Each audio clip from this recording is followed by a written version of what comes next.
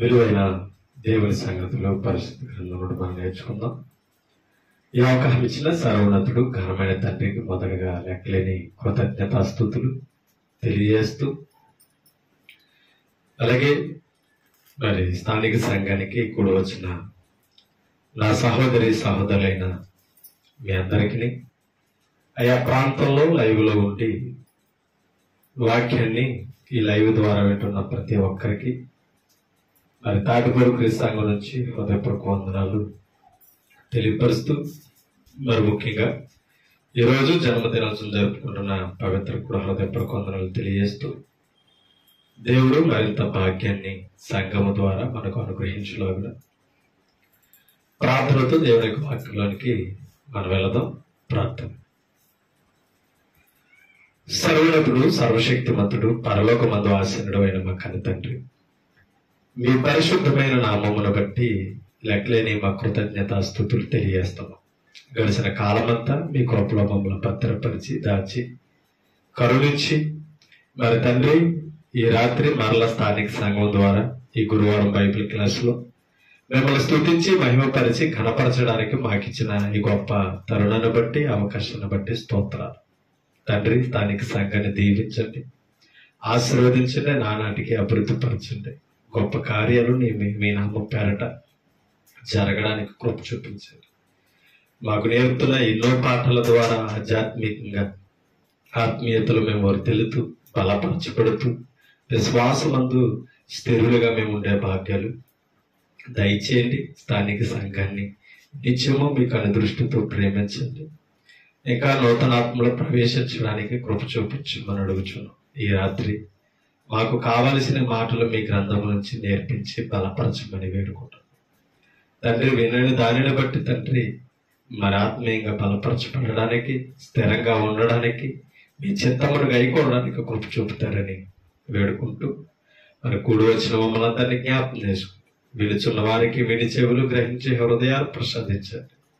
మరి ముఖ్యంగా మీ భద్రతనివ్వండి. మరి చెప్తున్న మాకు మీ పరిశుద్ధాత్మ సహాయము సహకారమును జ్ఞానమును అనుగ్రహించండి. మరి తండ్రి, వినికడి శక్తిలో మేము బలహీనలు అవ్వకుండా, పెడచెవులు పెట్టకుండా, నిర్లక్ష్యంగా మీ సన్నిధిలో మేము కూర్చోకుండా కాపాడండి. మీ మాట ఘనమైనది, బలమైనది, శ్రేష్టమైనది. వాటి కొరకు మేము ఆశ కలిగి సిద్ధ మనసుతో మీ ఎదుట ఉండగలిగిన హృదయాలు దయచేస్తారని, మీరే మా అందరి ద్వారా మహిమ ఘనత ప్రభావాలు పొందమని యేసుక్రీస్తు పరిశుద్ధ నామమును బట్టి ప్రార్థన సమర్పించి వేడుకుంటున్నాం మా కన్న తండ్రి. ఆమేన్. విలువైన దేవుని సంగతులు పరిశుద్ధ గ్రంథం నుండి మనం నేర్చుకుంటాం. మనం వినే ప్రతి మాట, మనం నేర్చుకునే ప్రతి మాట కూడా ఆత్మీయంగా మనల్ని బలపరచాలి. ఎందుకున్నానంటే ప్రతి మాట దేవుని దగ్గర మనల్ని విశ్వాసంలో స్థిరపరిచేదిగా ఉండాలి. లేఖనాలు మనం ఎక్కువగా ధ్యానిస్తూ ఉండవలసిన వారమై ఉన్నాం. ఎందుకనంటే వాక్యములు బట్టే దేవుని చిత్తమును సంకల్పమును ఎరిగే అవకాశం మనం కలిగి ఉన్నాం.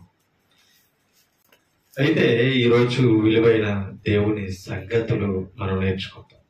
క్రీస్తు పుట్టుకను గురించి, క్రీస్తు ఎందుకు పుట్టారు, ఎందుకు ఈ లోకానికి వచ్చారు అనేది ఈరోజు శ్రేష్టమైన పాఠాన్ని మనం నేర్చుకుందాం. క్రీస్తు పుట్టుక యొక్క పరమార్థం మనం ఆ టైటిల్ మీద ఈ మాటలను మనం పరిశీలన చేద్దాం. బైబిల్ బట్టి మనం చూస్తే యేసుక్రీస్తు వారు దేవుని కుమారుడుగా పిలువబడడం మనం చూస్తాం. అవునా? దేవుని కుమారుడుగా ఆయన పిలువబడ్డ విధానాన్ని మనం గ్రంథంలో చూస్తున్నాం. ఒక మాట మనం చదువుతాం. మత్తయి సువార్త 2వ అధ్యాయంలోనికి మనం వెళ్తాం. 15వ వచనాన్ని ఒకసారి మనం ధ్యానిద్దాం. మత్తయి సువార్త 2వ అధ్యాయము 15వ వచనం. అప్పుడతడు, ఎవరతడు? యోసేపు, మరియా భర్త. దూత చెప్పినట్టుగా లేచి ఆ రాత్రి వేళ శిశువును తల్లిని తోడుకొని ఐగుప్తులకు వెళ్ళాడట. ఎవరు? యోసేపు. ఎందుకు వెళ్ళాడంటే 2 సంవత్సరాల వయసు కలిగిన వారందరినీ కూడా ఫరో ఏం చేయమన్నాడు? చంపేమన్నాడు. కాబట్టి దేవుని దూత యోసేపుకు ప్రత్యక్షమయ్యి, నువ్వు శిశువును తల్లిని తీసుకుని ఎక్కడికి వెళ్ళిపో, ఈ బెత్లెహేము నుండి ఎక్కడికి వెళ్ళిపోవాలి? ఐగుప్తుకు వెళ్ళిపో. అక్కడికి నువ్వు వెళితే ఈ శిశువును తల్లిని ఏం చేయగలవు? నువ్వు కాపాడిన వాడు అవుతావు, కాపాడగలవని చెప్పినప్పుడు అతడు రాత్రి లేచి వెళ్ళిపోయాడట. ఎక్కడికి? ఐగుప్తుకి. ఎందుకు ఐగుప్తుకి వెళ్ళాడో అక్కడ ఒక అర్థాన్ని కూడా రాశాడు పరిశుద్ధాత్ముడు. ఐగుప్తులో నుండి నా కుమారుని పిలిచించిన నా ప్రవచనం హోషేయ గ్రంథంలో ఉంది. హోషేయ గారు ప్రవచించారు. వీళ్ళంతా రాసుకున్న వచ్చిన కూడా ఐగుప్తులో నుండి నేను పిలిచితనన్న పదం హోషేయ గ్రంథంలో ఉంది. 11:1 హోషేయ గ్రంథం. చదవక్కర్లేదు, రాసుకోండి. అవసరమైతే ఇటువంటి మాటలు అండర్లైన్ చేసుకోండి. ఐగుప్తులో నుండి నా కుమారుని పిలిచి తిని అని ప్రవక్త ద్వారా ప్రభువు సెలవిచ్చిన మాట నెరవేరునట్లు. అంటే ప్రభు సెలవిచ్చాడంటే ఎవరు? దేవుడు. ఓకేనా? ప్రభు అనగా అక్కడ తండ్రి. ప్రభు సెలవిచ్చాడట, అది నెరవేరాలని ఎవరు ప్రవచించాడట? ప్రవక్త. ఏ ప్రవక్త? హోషేయ ప్రవక్త. అది నెరవేర్చబడాలి. కాబట్టి ఇప్పుడు హేరోదు ఆ 2 సంవత్సరాలు నిండిన బిడ్డలను చంపడం, దానికి ప్రణాళికగా మరలా దూత ప్రత్యక్షమై యోసేపుతో చెప్తుంది, శిశువును మరియను తీసుకుని ఎక్కడికి వెళ్ళాలి? ఐగుప్తుకి వెళ్ళాలి. శిశువు ఐగుప్తులో పెరిగాడు. ఎవరు? క్రీస్తు ఐగుప్తులో పెరిగాడు. అక్కడి నుంచి నేను పిలిచి తినని చెప్పడానికే అక్కడికి పంపించాడు. ఓకేనా? అటు ఆయన చెప్తున్నాడు, నా కుమారుని పిలిచి తిని. అంటే యేసు ఎవరి కుమారుడు? యేసు ఎవరి కుమారుడు? దేవుని కుమారుడు. నా అన్న పదం అక్కడ ఎవరంటే తండ్రి అయిన దేవుడు మాట్లాడుతున్నాడు. ఓకేనా? కానీ మత్తయి సువార్త 1:1 ఏమని కనబడుతుంది? అబ్రహాము కుమారుడగు దావీదు కుమారుడైన యేసుక్రీస్తు వంశావళి. అబ్రహాము కుమారుడగు దావీదు కుమారుడైన, అంటే అబ్రహాము నుంచి దావీదు వచ్చాడు, దావీదు వంశంలో నుంచి క్రీస్తు వచ్చాడు. ఓకేనా? అదుగులు కాబట్టి యేసుక్రీస్తు వంశావళి అంటే యూదులు బట్టి లెక్కేసి తండ్రులు మూలం చెప్పిన వంశావళి అది. అలాగని అబ్రహాము కుమారుడు కాదు, దావీదు కుమారుడు కాదు, ఇక్కడ యోసేపు కుమారుడు కాదు. జన్మను బట్టి, శరీరమును బట్టి ఆయన కుమారుడిగా ఈ భూమి మీద పిలువబడ్డాడు. కానీ ఆయన ఆత్మీయంగా చూస్తే దేవుని కుమారుడు, పరమ తండ్రి కుమారుడు. అందుకనే యేసుక్రీస్తు యోహాను సువార్తలో ఎన్నో సార్లు చెప్పాడు, నా తండ్రి నేను ఏకమయ్యను, నేను నా తండ్రి పనుల మీద ఉన్నాను, నా తండ్రి చిత్తమును నెరవేర్చడానికి ఈ లోకానికి వచ్చానని ఆ తండ్రిని సూచించి కుమారుడిగా ఎన్నో మాటలు ఆయన చెప్పడం మనం చూస్తాం. ఓకే, మార్కు సువార్త ఒకసారి 14:61 చదువుతాం. మార్కు సువార్త 14:61. అక్కడ కూడా ఒక మాట మనకి కనపడదు. అయితే ఆయన ఉత్తరమేమీ చెప్పక, ఎవరో యేసు ఉత్తరమేం చెప్తలేదట. ఎవరికంటే పిలాతుకి అసలు ఉత్తరమేం చెప్తలేదట.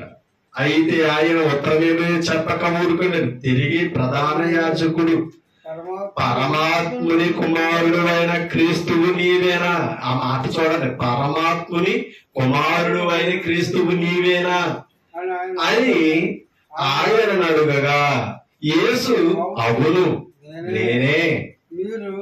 మీకు అర్థమైందా? నేనే. ఎవరి కుమారుడు? నేను ఎవరి కుమారుడు కాదు, యోసేపు కుమారుడు కాదు. అది గర్భమును బట్టి నేను యోసేపు కుమారుడుగా ఈ శరీరమును బట్టి పిలువబడ్డాను. కానీ నేను ఎవరి కుమారుని? పరమాత్ముని కుమారుని, పరమదేవుని కుమారుని నేనని అక్కడ ప్రధాన యాజకుడు మాట్లాడడం, అలాగే దానిని యేసు ఒప్పుకోవడం మనం చూస్తున్నాం. మరి ఎందుకు ఈ శరీరాన్ని దాల్చి ఈ లోకానికి వచ్చాడు? ఒకసారి లోక సువార్త 1 కూడా మనం వెళ్తాం. ఇక్కడ ఒక పదం మనకు కనబడుతుంది. లోక సువార్త 1:32 చదువుతాం. ఆయన గొప్పవాడై, ఎవరైనా యేసుక్రీస్తు. ఈ మాట ఎవరు చెప్తున్నారు? గాబ్రియేలు దూత. ఎవరితోటి? మరియతో. ఓకేనా?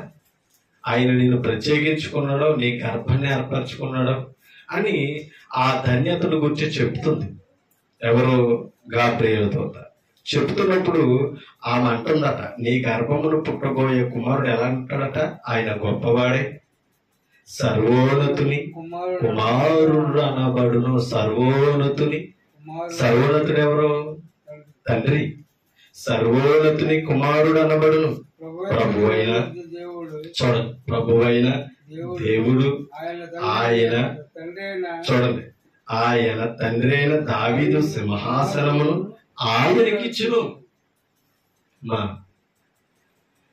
నీ సంతానము వలన నీ సింహాసనం ఏలువాడు నిరంతరం నీకు ఉంటాడన్న ప్రమాణం నెరవేర్చబడడానికి నీ తండ్రి అయిన దావీదు సింహాసనము ఆయనకిచ్చునని చెప్తాడు.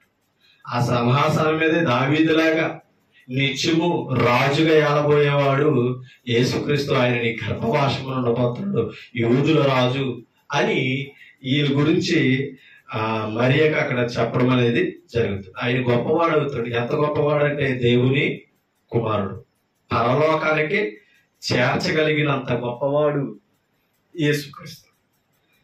మరి ఒక మాట, ఎందుకు ఆయన సర్వోన్నతుడి దేవుని కుమారుడు శరీరాన్ని దాల్చి ఈ లోకానికి వచ్చాడంటే, యోహాను సువార్త 6 దేవుని చిత్తాన్ని నెరవేర్చడానికి ఆయన వచ్చాడని ఇక్కడ కనపడుతుంది.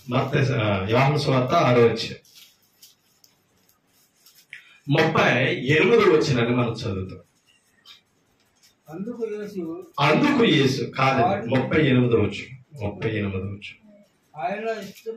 ఆయన నా ఇష్టమును నెరవేర్చుకున్నటకు నేను రాలేదు. ఎవరు చెప్తున్న మాటలో? యేసుక్రీస్తు వారు ఈ భూమి మీద ఉండగా చెప్తున్న మాటలేవి. నా ఇష్టమును అంటే ఆలోచించండి. ఆయన ఇష్టానుసారంగా బ్రతకొచ్చి ఈ భూమి మీద బ్రతికే అవకాశం ఉంది. ఇక్కడికి వచ్చాక మనం మారిపోలేదా? దేవుని చిత్తమును బట్టి దేవుని మహిమ కొరకు పుట్టినవారు కాదా మనం? ఆలోచించాలి. ఇవాళ దేవుని మర్చిపోయి మన ఇష్టానుసారంగా మనం బ్రతికితలేదా? మన ఇష్టాలను నెరవేర్చుకుంటలేదా? కానీ ఆయన అలా బ్రతకలే. నేను నా తండ్రి చిత్తాన్ని కొరకు వచ్చాను, నా ఇష్టం కొరకు కాదని ఆయన గుర్తించుకున్నాడు.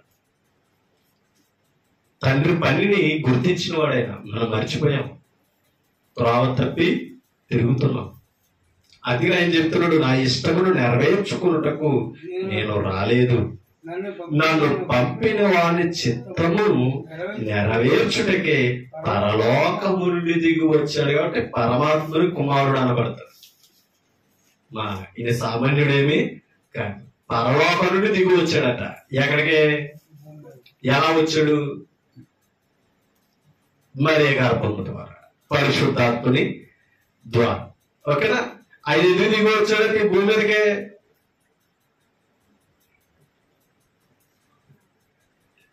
ఎందుకు వచ్చాడట?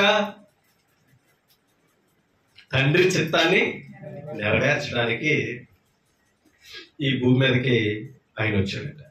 ఏంటి తండ్రి చిత్తం? ఏంటి తండ్రి చిత్తం అంటే ఒక మాట మనం చదువుతాం. తండ్రి చిత్తాన్ని నెరవేర్చడానికి వచ్చిన వాడు యేసుక్రీస్తు. యోహాను సువార్త 1:29 మనం చదువుతాం. అసలే క్రీస్తు పట్ల తండ్రి ఉద్దేశం ఏంటో అక్కడ చెప్పబడుతుంది.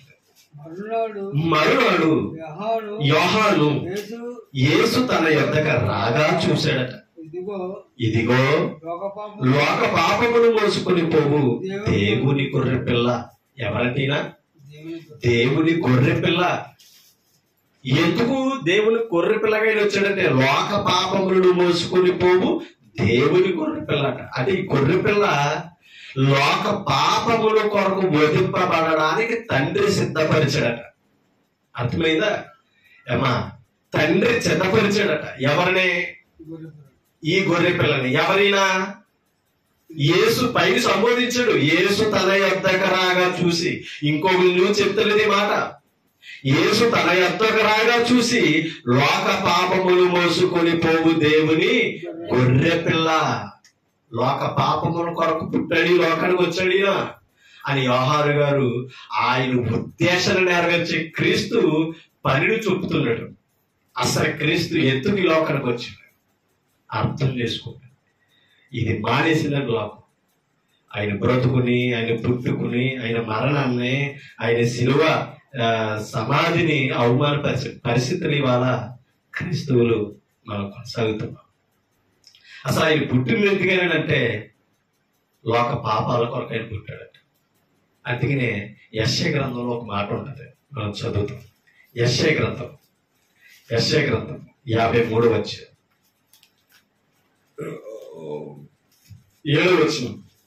యెషయా గ్రంథం 53వ అధ్యాయం 7వ వచనం. శుభవార్త ప్రకటించు. 53వ అధ్యాయం. తప్పు చదువుతున్నారు చూడండి. యెషయా గ్రంథము 53వ అధ్యాయం 7వ వచనం. అతడు దౌర్జన్యమునందునే. ఎవరతడు?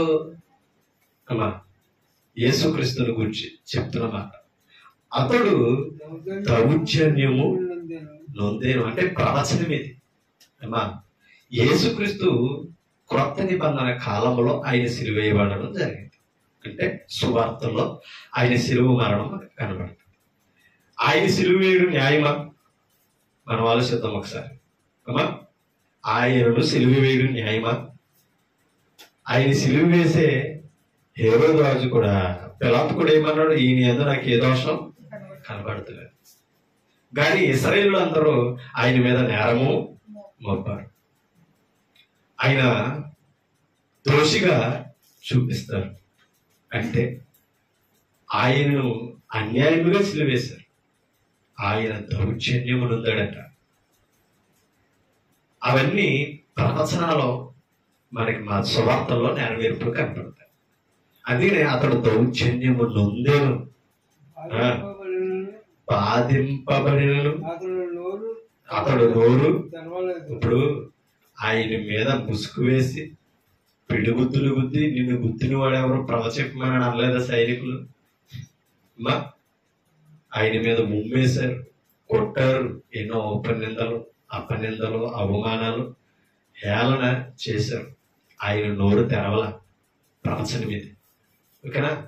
చూడండి, ఆయన నోరు తెరవలేదు. వదకు తేబడు గొర్రె పిల్లయు. ఆ మాటలు చూడండి, ఎంత అద్భుతమైన మాటలు. వదకు తేబడు గొర్రె పిల్లయు, బొచ్చు కత్తురించు వాని ఎదుట గొర్రెయు మౌనముగానున్నట్లు అతడు నోరు లేదు. ఒక గొర్రె యజమాని దగ్గర మౌనంగా ఎలా ఉంటారు? ఈయన గొర్రెతో ఎందుకు పోల్చాడంటే పరమ తండ్రి యజమానుడు. ఆయన దగ్గర ఎలా ఉండాలని అంటే మౌనంగానే ఉండాలని. ఆయన చిత్తం అది. ఈయన కొట్టినా ఎవరి చిత్తం చెప్పాలి? దౌర్జన్యం చేస్తున్నా ఎవరి చిత్తం ఇది? ఆయన్ని హేళన చేస్తున్నా అది దేవుని చిత్తం. అందుకనే ఆయన మౌనంగా ఉన్నాడు. ఆఖరికి ఒకటే మాట మాట్లాడాడు ఆయన శిలువ మరణంలో. తండ్రి, వీరేమి చేయుచున్నారో వీరెరుగరు, నీ చిత్తం తెలియక వీరు చేస్తున్నారు, వీరులను క్షమించమని ఆయన తండ్రిని వేడుకోవడం అనేది జరిగింది. మనకు అర్థం కావాలి, ఆయన బోధకు తేబడు గొర్రె పిల్ల సిద్ధమయ్యాడంట. తండ్రి సిద్ధము చేశాడంట. ఎవరిని? యేసు క్రీస్తుని. అందుకనే యోహాను సువార్తలో ఏమన్నాడు? లోక పాపములు మోసుకుని పోవు దేవుని గొర్రె పిల్ల. ఈ పదం మరొకసారి మనకి కనబడుతుంది ఈ యెషయా గ్రంథంలో ఉన్న మాట. అపొస్తలుల కార్యంలోనికి మనం ఒకసారి అపొస్తలుల కార్యం 8వ అధ్యాయం అపొస్తలుల కార్యంలో తీసారా? నపుంసకుడు యెరూషలేము నుండి తిరిగి వెళ్ళిపోతున్నాడు రథం మీద. ఆరాధించడానికి వెళ్ళాడు. అక్కడ ఆయన ఆరాధించారో లేదో తెలియదు కానీ వెళ్ళిపోతున్నాడు. ఎవరో నపుంసకుడు మంత్రి. ఒకసారి 27వ వచనం చదువుతాం. అప్పుడు ఐతోపియుల రాణి అయిన కందాకే క్రింద మంత్రి అయిన ఆమె యొక్క ధనాగారమంతటి మీదనున్న ఐతోపియుడైన నపుంసకుడు ఆరాధించుటకు యెరూషలేమునకు వచ్చి ఉండేను. ఆరాధించడం లేదు చెప్పలేదు. అతడు తిరిగి వెళ్ళొచ్చు తన రథం మీద కూర్చుండి, ఎక్కడ తన రథం మీద కూర్చుండి ప్రవక్త అయిన యెషయా గ్రంథము చదువుచుండెను. ఏముందో చూద్దాం. అప్పుడు ఆత్మ పిలుపుతో నీవు ఆ రథము దగ్గరికి పోయి, ఏ రథము దగ్గరికి? ఈ మంత్రి అయిన నపుంసకుడు యెషయా గ్రంథం చదువుతున్నాడు కదా, రథం మీద కూర్చొని యెరూషలేము నుండి తిరిగి వెళ్తాడు. ఆ విషయాన్ని ఆత్మ పిలుపుతో అంటుందట. రథము దగ్గరికి పోయి దానిని కలుసుకొనమని చెప్పాను. దేనిని? రథాన్ని. చూడండి, పిలుపు దగ్గరకు పరిగెత్తుకుని పోయి అతడు ప్రవక్త అయిన యెషయా గ్రంథము చదువుచుండగా ఎవరు విని? ఫిలిప్పు. ఓకేనా? రథం దగ్గరికి పరిగెడుతూ వెళ్తున్న ఫిలిప్పు విని, నీవు చదువుచున్నది గ్రహించుచున్నావా? ఎవరు చదువుతున్నది? నపుంసకుడైనా ఆ మంత్రి గారు చదువుతున్నది నీవు గ్రహించుచున్నావా అంటే నీకు అర్థమవుతుందా అని ఎవరిని అడుగుతున్నాడట? నపుంసకుని ఫిలిప్పు గారు అడుగుతున్నాడట. అడుగగా ఎవరో నపుంసకుడు. ఓకేనా? యెషయా గ్రంథం చదువుతున్న అతడు అంటున్నాడట. అతడు ఎవరైనా నాకు త్రోవ చూపకుంటే ఎలాగూ గ్రహింపగలనని చెప్పాడట. అర్థమైందా? అంటే చదువుతున్నాడు కానీ దీని వివరణ తెలిసిన వాడు చెప్పితేనే కానీ నాకు అర్థం అవ్వదు. అది త్రోవ చూపడం అంటే. అంటే ఈ వచనాలు మనం చదువుతున్నాం, దీనిని అవగాహన చేసుకుని గ్రహించి వాస్తవాలను బోధించే వారి దగ్గర ఉంటేనే మనకు త్రోవ కనబడుతుంది.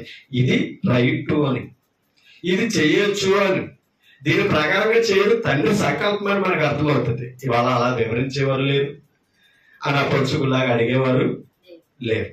ఓకేనా? ఆ ఫిలిప్పులాగా ప్రశ్నించే బోధకులు కూడా ఇవాళ లేరు. కింద చదువు చూడండి. ఎవడైనా నాకు త్రోవ చూపకుంటే ఎలాగూ గ్రహింపగలనని చెప్పి రథమెక్కి చేరుకొని, చూడండి, రథమెక్కి తనతో కూర్చుండుమని ఫిలిప్పును అడిగాడట, వేడుకున్నాడట. అయ్యా నీకు అర్థం అవ్వగలిగితే, ఈ విషయం నీకు తెలిస్తే నాకు చెప్పు అని వేడుకున్నాడట. అడగడం వేరు, వేడుకోవడం వేరు. అప్పుడు లేఖన ముందు చదువుతున్న భాగమేమనగా, ఇప్పుడు మొదలెట్టాడు అన్నమాట ఫిలిప్పు గారు. ఇప్పుడు ఏమనగా, ఎవరో నువ్వు చదువుతున్నా చూసావా యెషయా గ్రంథంలో, ఆయన గొర్రె వలె వదకు తేబడెను, బొచ్చు కత్తిరించు వాడి ఎదుట గొర్రె పిల్ల ఎలాగో మౌనముగా ఉండునో అలాగే అతడు నోరు. ఇది ఎక్కడో మనం చదువుని జ్ఞాపకం వస్తున్నప్పుడు ఇదే ఎక్కడ చదివాం మనం? యెషయా గ్రంథంలో చదివాం. అంటే ఇప్పుడు యెషయా గారు ఏదైతే ప్రవచించారు, ఇప్పుడు అది ఎవరు చదువుతున్నారు? రథం మీద కూర్చొని మంత్రి. అవునా? ఐతోపియుల ధనాగారం అంతటి మీద నమ్మకముగా ఉన్న ఒక మంత్రి నపుంసకుడు చదువుతున్నాడంటే యెషయా గ్రంథాన్ని. మనం చదవాలి, బైబిల్ చదివితేనే అర్థమవుతుంది. చదవకపోతే ఇలా ఎన్నిసార్లు వివరించిన అర్థం కాదు. అంటే ఎక్కడికి వచ్చినప్పుడు ఆ వచనాలు చూస్తాం కాదు, మనం ఇంటికాడ ఉండి చదువుతూ ఉంటే ఇలా బైబిల్ క్లాస్ లో ఆ వచనం వివరించుకున్నప్పుడు మనకి భావం అర్థమయ్యే అవకాశం ఉంటది. అందుకే ఎక్కువగా బైబిల్ మనం చదవడానికి మనసు పెట్టాలి, సమయాన్ని ప్రత్యేకించుకోవాలి. అందుకని అన్నాడు, ఆయన గొర్రె వలె వదకు తేబడెను, బొచ్చు కత్తిరించు అని ఎదుట గొర్రె పిల్ల ఎలాగూ మౌనముగా ఉండను అలాగే ఆయన నోరు తెరవకుండా అంటే ఇప్పుడు ఇది ఎవరని చెప్పుకుంటాడు ఫిలిప్పు? ఇది ఎవరని చెప్పుకుంటాడు? అర్థమవుతుందా? ఇప్పుడు యెషయా గ్రంథం కదా చదువుతుంటా, ఆ గొర్రె పిల్ల యెషయా గారా మరొకడా? నా పొంచుకుడికి అర్థం కావడాలా? ఇప్పుడు ఎవరు చెప్పారు? ఫిలిప్పు. ఏమని చెప్పాలి? ఆ గొర్రె పిల్ల ఎవరో అది ఇప్పుడు మనకు అర్థమైంది కదా దీన్ని చదవడం బట్టి. ఇప్పుడు పరిశుద్ధాత్ముడు ఫిలిప్పును నపుంసకుడి దగ్గరికి పంపాడంటే ఫిలిప్పుకు తెలుసా? ఫిలిప్పుకు తెలుసు కాబట్టి పంపించాడు. ఇప్పుడు ఆ వదక తేబడి గొర్రె పిల్ల ఎవరని చెప్పాలి? ఆయన క్రీస్తు అని చెప్పాలి. ఆ బొచ్చు కత్తిరించి వాడి ఎదుట మౌనంగా ఉన్నవారు ఎవరంటే క్రీస్తు అనే చెప్పాలి. ఎందుకంటే అక్కడ యెషయా గ్రంథం ఇప్పుడు మనం చదువు మనం క్లారిటీ తెచ్చుకున్నాం. కింద చదువుతాం. ఆయన దీనత్వమును బట్టి ఆయనకు న్యాయ విమర్శన దొరకకపోయాను. ఆయన దీనత్వమును బట్టి ఏం చేయలేదట? న్యాయంగా విమర్శన చేయలేదట ఆయన్ని. అంటే న్యాయంగా జడ్జిమెంట్ ఇవ్వలేదు ఆయనకి. అవునా కదా? న్యాయ విమర్శన దొరకకపోయాను. ఆయన సంతానము ఎవరు? చూడండి, ఆయన సంతానము ఎవరు వివరింతురు? ఎవరి సంతానాన్ని? క్రీస్తు యొక్క సంతానం. ఎవరు వివరింతురు? ఆయన జీవము భూమి మీద నుండి తీసివేయబడినది. మీకు అర్థమవుతుందా? ఆయన జీవము భూమి మీద నుండి తీసివేయబడినది. అప్పుడు నపుంసకుడు ప్రవక్త ఎవరిని గూర్చి ఇలా చెప్తున్నాడు? ప్రశ్న. యెషయా గ్రంథం వివరించిన తర్వాత ఆయన ప్రశ్న చూడండి. అసలు యెషయా గారు ఎవరి గురించి చెప్తున్నాడు? ఎవరి గురించి ఇలాగూ చెప్పుచున్నాడో? తన్ను గురించియా అంటే తన్ను గురించి అంటే అర్థం ఏంటి? ఆ యెషయా గారి గురించా అని అడుగుతుంది. తన్ను గురించియా వేరొకని గురించియా దయచేసి నాకు తెలుపమని పిలుపుని అడిగాడట.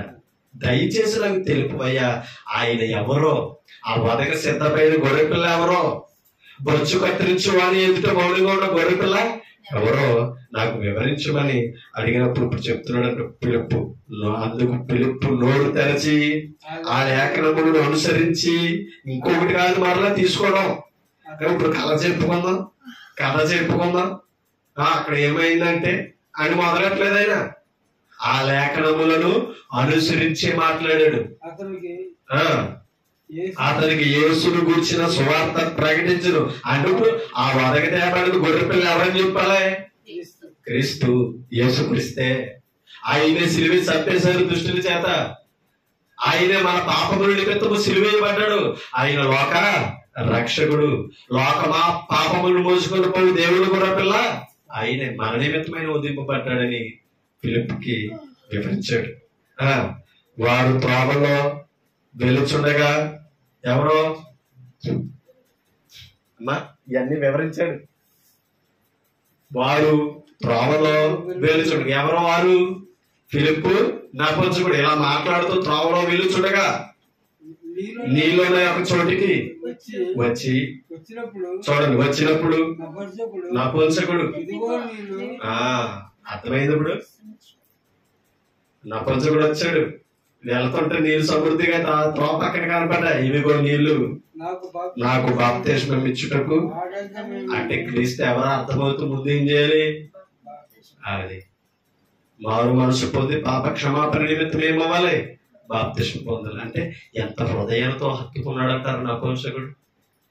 హృదయాలతో హత్తుకున్న వారు మార్పు చెందాలి. హృదయంలోకి ఆ వాక్యం వెళ్ళినప్పుడే మన జీవితంలో మార్పు వస్తుంది. మనం మార్చుకోవడానికి ఇష్టపడతాం. చెవులతో విని కాలశాపనగా విని ఏదో తప్పక వచ్చామని అనుకుంటే గనక హృదయాలు మార్చుకునే స్థాయికి మనం రాలేం.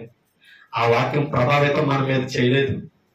ఆలోచించాలి ఎంత ప్రభావితం చేసిందో ఫిలిప్పి బోధ నపుంసకుని. చూడండి, ఏమంటే తక్షణమే త్రోవలో ఉండగానే బాప్తిస్మం పొందాడంటే ఎంత హత్తుకొని ఉంటాడంటారు ఆ వాక్యాన్ని.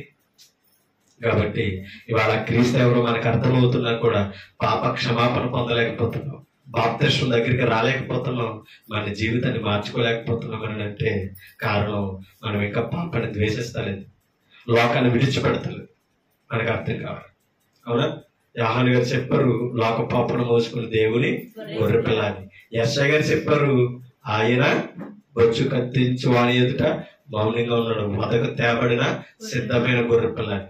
అది చదివాడు. ఆయన ఎవరో లేఖనాల్లో పరిశోధన చేశాడు కాబట్టి ఫిలిప్పు చెప్పగలిగాడు. నపుంసకుడు బాప్తిస్మం పొందాడు, సంఘములో చేర్చబడ్డాడు. ఇవాళ మనం చదువుతున్నాం, విని మార్పు చెందితేనే మనల్ని మనం ఏం చేసుకోగలమంటే మార్చుకోగలం, మన ఆత్మలను దేవునికి అప్పగించుకోగలం. ఆలోచించాలి. ఎందుకంటే ఒక మాట మనం తిమోతి పత్రికలోనికి వెళ్తాం. 1:15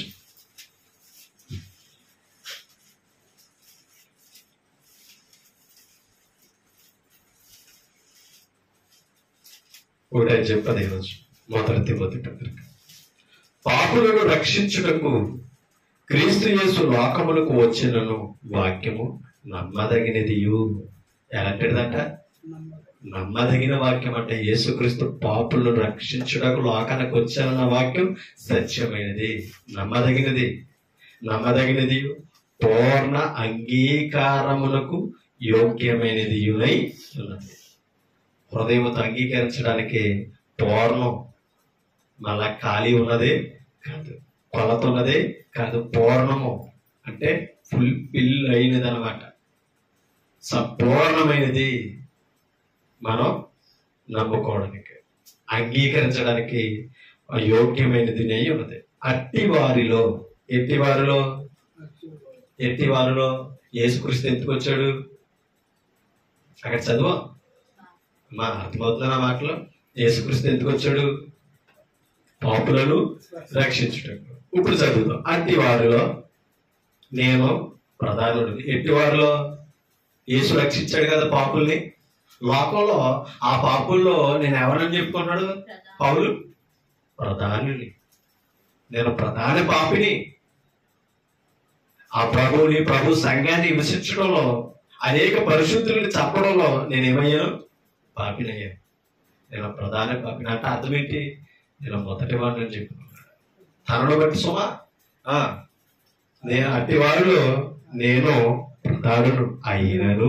ఆ మాటలు చూడండి.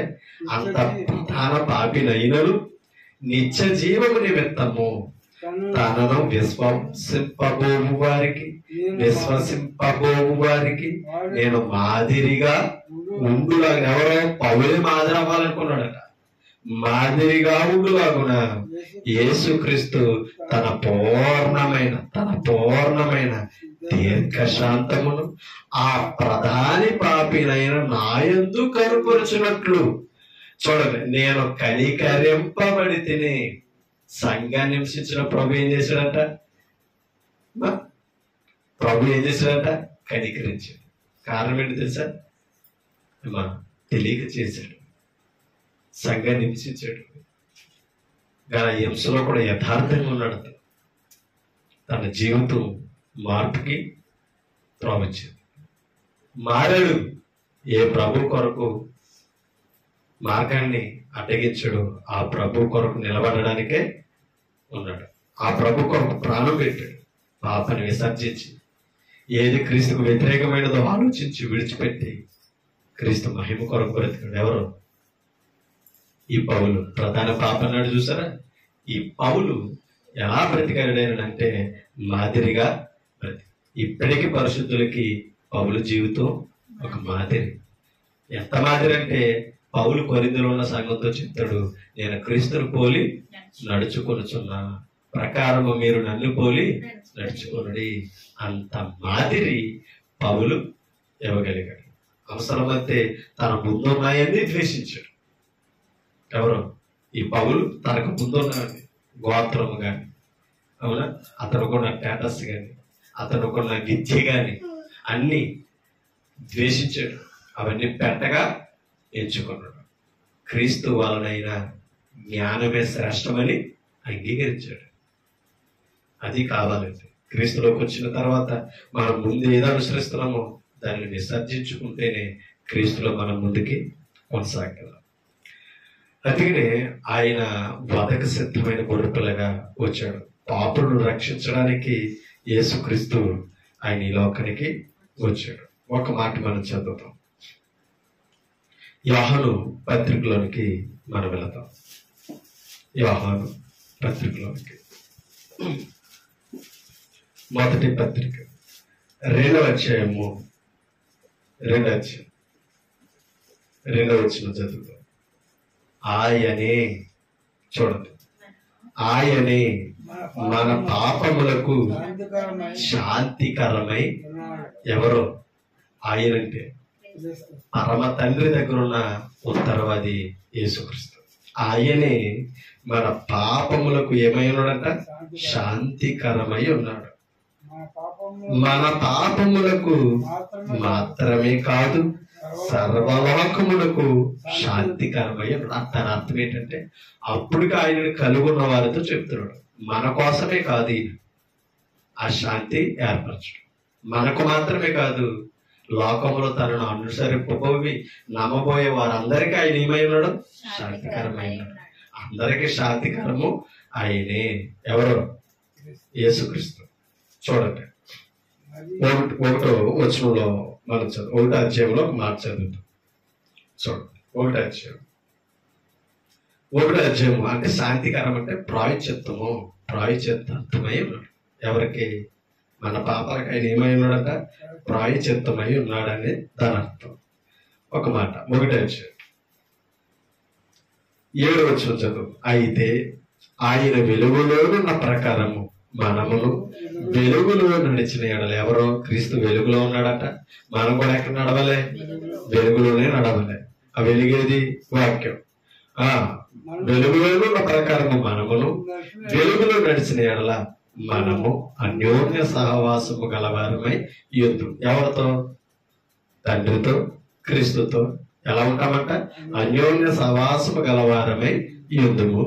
అప్పుడు ఎప్పుడైతే ఆయనతో అంత అన్యోన్యంగా సహవాసం కలిగి ఉన్నామో అప్పుడు ఆయన అంటే తండ్రి, ఆయన కుమారుడైన యేసు రక్తము ప్రతి పాపము నుండి మనల్ని ఏం చేస్తుందట?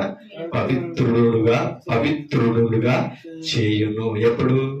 ఆయనలో వెలుగులో నడిచి, అంటే వాక్యానుసారంగా మనం బ్రతికితే మనం క్రీస్తుతో ఏం కలిగి ఉన్నామంట? అన్యోన్య సహవాసం. అంటే మన పాపలను కడిగేది ఏది? ఇప్పుడు చెప్పండి. ఆయనతో కలిగిన సహవాసం, ఆయనతో స్నేహమే మన పాపాలు కడిగే అవకాశాన్ని ఇచ్చేది. ఆయనతో స్నేహం ఎలా చేయగలమంటే వెలుగులో నడిస్తే. ఆ వెలుగు ఏదైనానంటే వాక్యం. ఓకేనా? లోకానికి జీవం ఇచ్చే వెలుగు ఏదైనా ఉన్నదంటే వాక్యం. అంటే వాక్యం ప్రకారంగా మనం బ్రతకాలి, వాక్యంతో మనం నడవాలి. అది మనం అర్థం చేసుకోవాలి. అలా మనం నడవగలిగితే మనం ఏం చేయగలడంటే ఆయన పాపములని పవిత్రులుగా చేయగలడు. ఒక మాట హెబ్రీయులకు రాసిన పత్రికలోనికి మనం వెళ్తాం. హెబ్రీయులకు రాసిన పత్రిక 9వ అధ్యాయం 12వ వచనాన్ని మనం ఒకసారి చదువుతాం. మేకల యొక్కయు కోడెల యొక్కయు రక్తముతో కాక తన స్వరక్తముతో ఒక్కసారి పరిశుద్ధాలయంలో ప్రవేశించాడు యేసుక్రీస్తు. అంటే యాజకుడు తన కాని రక్తంతో ప్రవేశించాడు పరిశుద్ధాలయంలో, కానీ క్రీస్తు తన స్వరక్తముతో ప్రవేశించాడంట ఆయన పరిశుద్ధ ఆలయంలో, అంటే సంఘము. ఓకే, ఆ పరిశుద్ధ ఆలయం ఏదంటే సంఘం. ఇప్పుడు ఆ సంఘములో ఆయన తన స్వరక్తముతో ప్రవేశించాడు. అందుకనే మేకల యొక్క కోడెల యొక్క రక్తము కాక, అంటే ప్రాయశ్చిత్తము ఇశ్రాయేలీకి మనకు ముందు, క్రీస్తుకు ముందున్న ప్రజలందరికీ కూడా ప్రాయశ్చిత్తార్థం ఎలా దొరికిందంటే పశువుల రక్తముతోటే. అవి ఎడ్లు అవ్వచ్చు, మేకలు అవ్వచ్చు, గొర్రెలు అవ్వచ్చు, కోడెలు అవ్వచ్చు, ఏ రక్తం అయినా సరే వారిని ఏం చేసింది? కొంత మట్టుకు శుద్ధి చేసింది. ఓకేనా? కొంత మట్టుకి సంపూర్ణ సిద్ధి ఇవ్వలేకపోయింది. అందుకనే ఈయన స్వరక్తముతో ప్రవేశించాడట. ఒక్క మాట మీకు చూపిస్తాను చూడండి. 7వ అధ్యాయం, ఇదే పత్రిక 7వ అధ్యాయం 7వ అధ్యాయం 18వ వచనం చదువుతాం. ఆ ధర్మశాస్త్రము దేనికి సంపూర్ణ సిద్ధి కలుగజేయలేదట. ఏ ధర్మశాస్త్రం? మోషే ద్వారా ఇశ్రాయేలుకి ఇవ్వబడిన ధర్మశాస్త్రము దేనికి ఏమి ఇవ్వలేదట? సంపూర్ణ శుద్ధి, సంపూర్ణ సిద్ధి కలుగా చేయాలి. అంటే ఏది సంపూర్ణం చేయలేకపోయింది? ఏది? ధర్మశాస్త్రం. గనుక ముందు ఇవ్వబడిన ఆజ్ఞ, చూడండి, ముందు ఇవ్వబడిన ఆజ్ఞ అంటే ధర్మశాస్త్రం బలహీనమైనందునను నిష్ప్రయోజనమైనందునను అది నివారణ చేయబడి ఉన్నది. అది నివారణ చేయబడి ఉన్నది. అది ఎలా ఉన్నదట? బలహీనమైనది, నిష్ప్రయోజనమైనదట. ఎందుకని? సంపూర్ణంగా శుద్ధి కలగజేయలేదు కాబట్టి. చూడండి, అంతకంటే శ్రేష్టమైన నిరీక్షణ దాని వెంట, దేని వెంట? ఆ ధర్మశాస్త్రం వెంట, దాని వెంట ప్రవేశ పెట్టబడిను. దేని వెంట? ధర్మశాస్త్రము వెంటే. ధర్మశాస్త్రం ఎవరిని చూపించిందంటే నిరీక్షణ కలిగిన వాడిని, శ్రేష్టమైన వాడిని సూచించగలిగింది. వెంటే ప్రవేశపెట్టను. దీని ద్వారా చూడండి, దేవుని యొద్దకు మనము చేరుచున్నాము. దేనిని బట్టి? దేని ద్వారా? శ్రేష్టమైనది అన్నాడు చూసారా? దాని వెంట నిరీక్షణ వచ్చింది చూసారా? శ్రేష్టమైన దాని ఎదుటి నిరీక్షణ దాని వెంట ప్రవేశపెట్టాను. దీని ద్వారా అంటే శ్రేష్టమైన ఆ నిబంధన ద్వారా దేవుని యొద్దకు మనం చేరుతున్నామట. అంటే దేవుని యొద్దకు ఏది చేర్చలేకపోయింది? ధర్మశాస్త్రము చేర్చలేకపోయింది సంపూర్ణంగా. ఇప్పుడు దీని వెంట అంటే దాని వెంట బయలు వెళ్ళిన క్రొత్త నిబంధన ఆ శ్రేష్టమైనది ఏం చేయగలిగిందంటే దేవుని ముందుకి తేగలిగింది. ఒకసారి 20వ వచనం కూడా చదువుతాం. మరియు ప్రమాణము లేకుండా యేసు యాజకుడు కాలేదు. ధర్మశాస్త్రమే దానికి ప్రమాణం. యేసుకు యాజకుడు అనడానికి. క్రొత్త నిబంధన కూడా ప్రమాణం. క్రీస్తు యాజకుడు అని తీర్చబడడానికి. చూడండి, ప్రమాణము లేకుండా యేసు యాజకుడు కాలేదు కనుక ఆయన మరీ శ్రేష్టమైన నిబంధనకు పోట కాపాయను. ఎవరో? యేసుక్రీస్తు.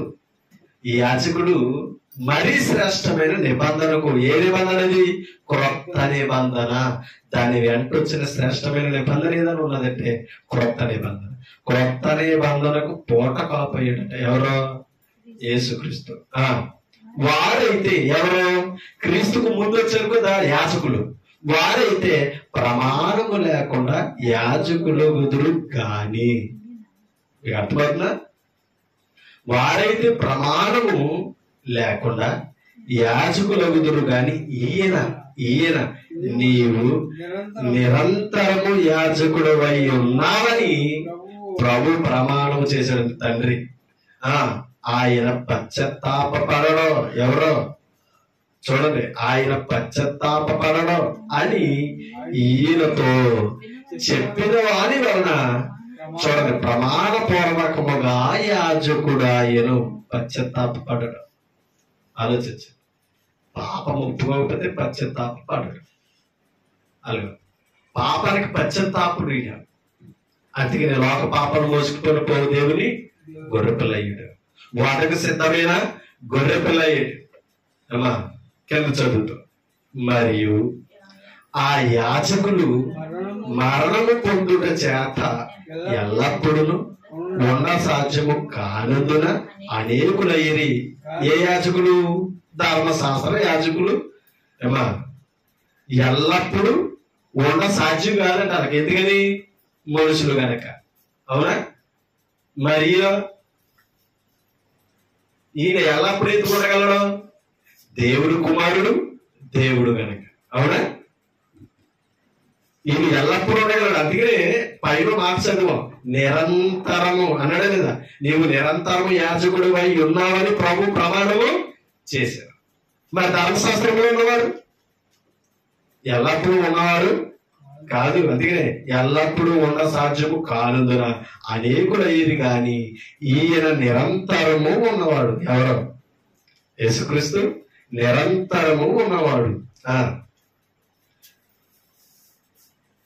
నిరంతరము ఉన్నవాడు ఈయన గనుక మార్పు లేని యాజకత్వము కలిగిన వాడైన. మరలా మారదు. ఈయన స్థానకులు ఇంకొకరు రాదు. చూడండి, యాజకుడు ఆయను ఈయన ద్వారా చూడండి, ఈయన తన ద్వారా దేవుని యొద్దకు వచ్చి వారి పక్షమున. చూడండి, ఈయన తన ద్వారా దేవుని యొద్దకు వచ్చి వారి పక్షమున విజ్ఞాపన చేయుటకు నిరంతరము జీవించుతున్నాడు. ఎవరు? ఈ క్రీస్తు. ఈ క్రొత్త నిబంధన శ్రేష్టమైన ప్రధాన యాజకుడు నిరంతరము జీవించు. మరలా నిరంతరము విజ్ఞాపన చేస్తాడట. ఎవరి దగ్గర?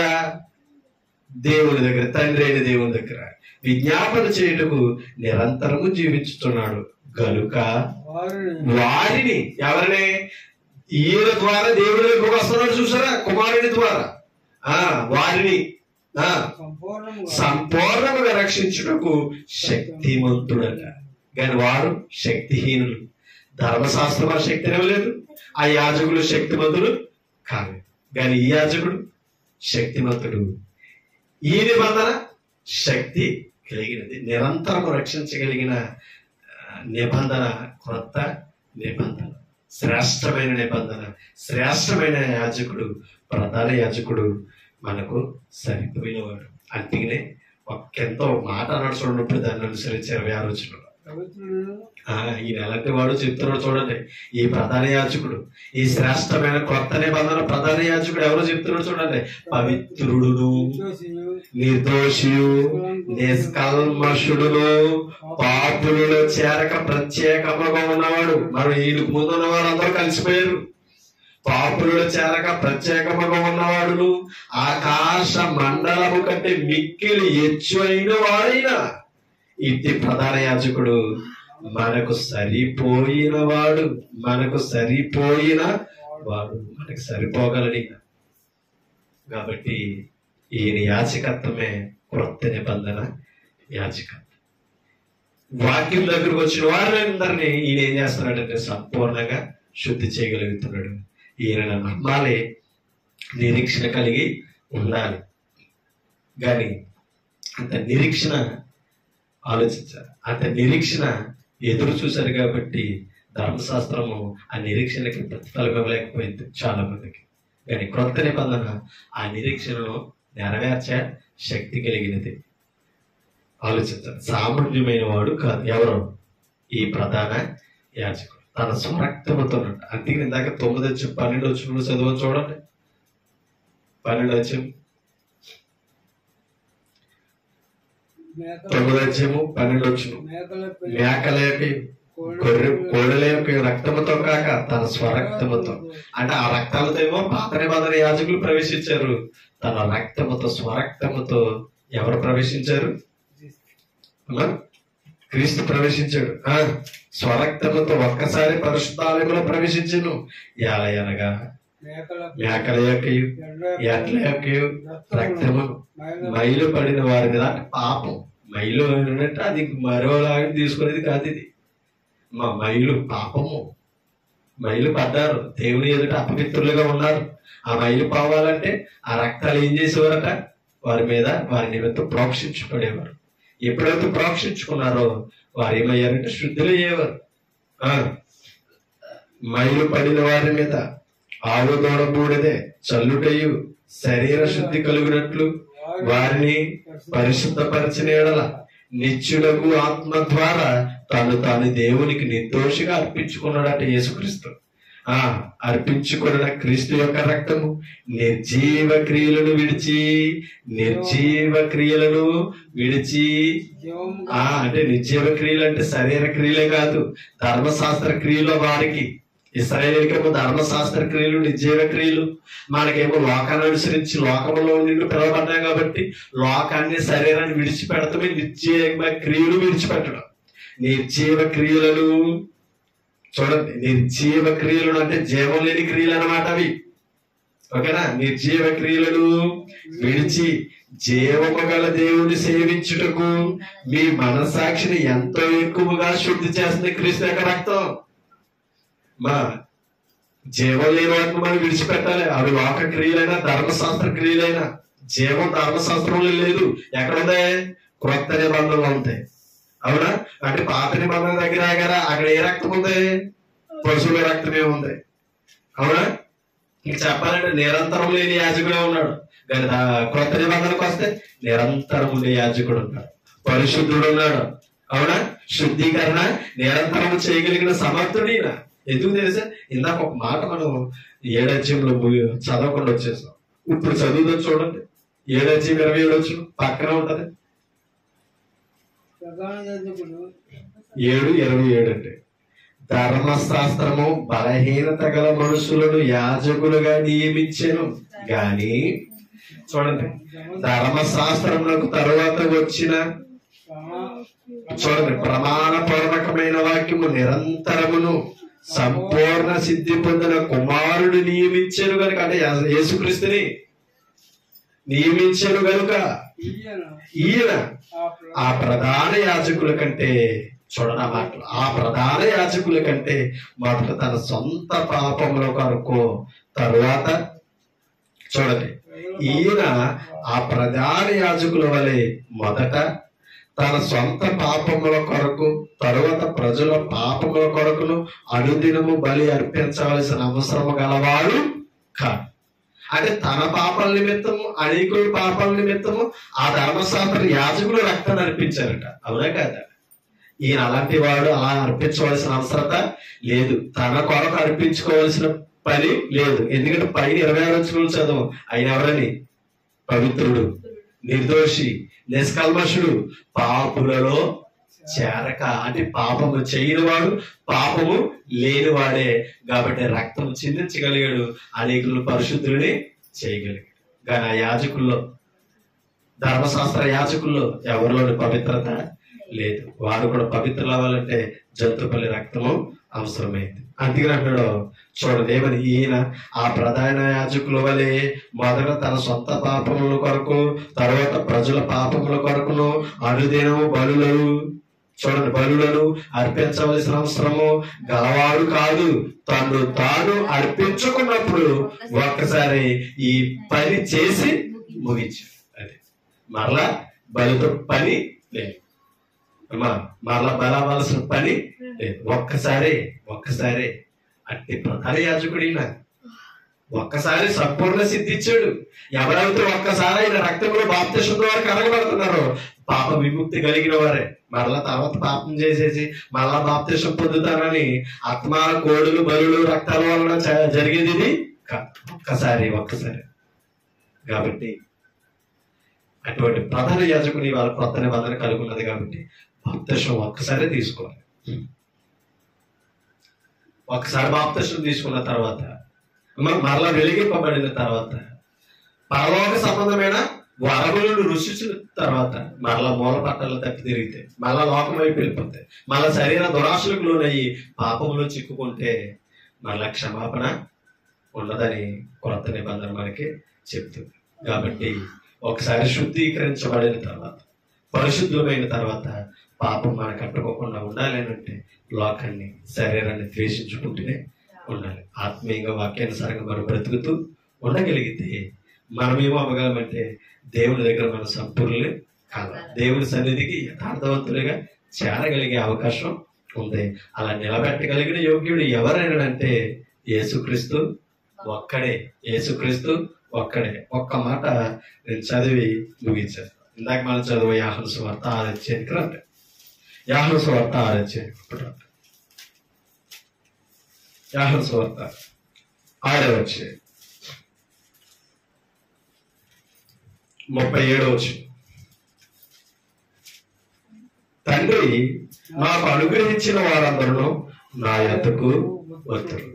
అంటే ఎవరైతే ఆయన వాక్యం విని నమ్మి బాప్తిసం పొందుతారో వారే తండ్రి అనుగ్రహంలో ఉన్నవారు.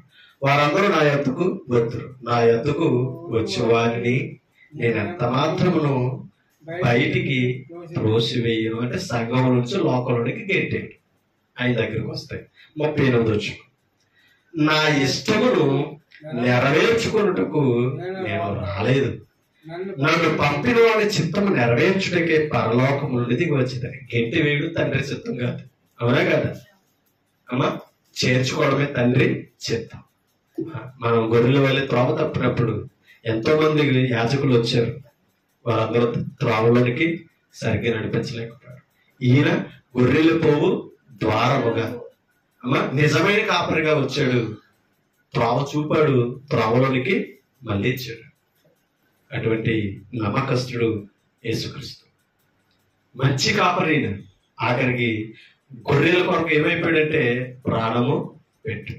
మనకు సంపూర్ణ సిద్ధి ఇవ్వడానికి, మన పరిశుద్ధులు చేయడానికి మన కొరకు తాను బలిగా అర్పించుకున్నాడు.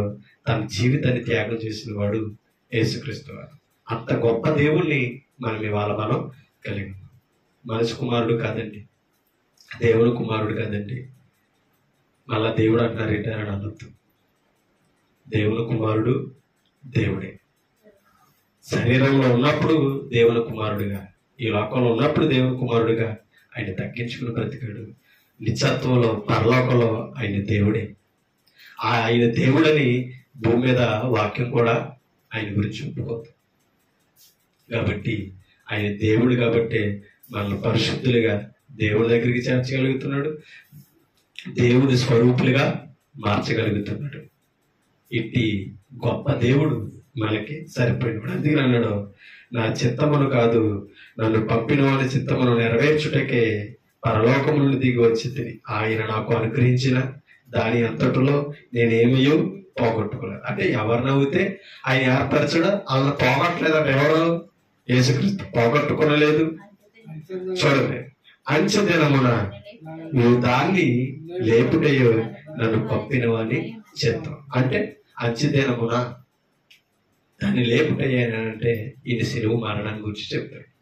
ఈయన చనిపోతే లేపేవాడు ఎవరు? తన బల వలన తండ్రి లేపుతాడు. ఆయన వలనే ఇప్పుడు ఆయన ఎందుకు విశ్వాసం ఉంచిన వారికి కూడా ఏముంది? పునరుత్థానం ఉంది.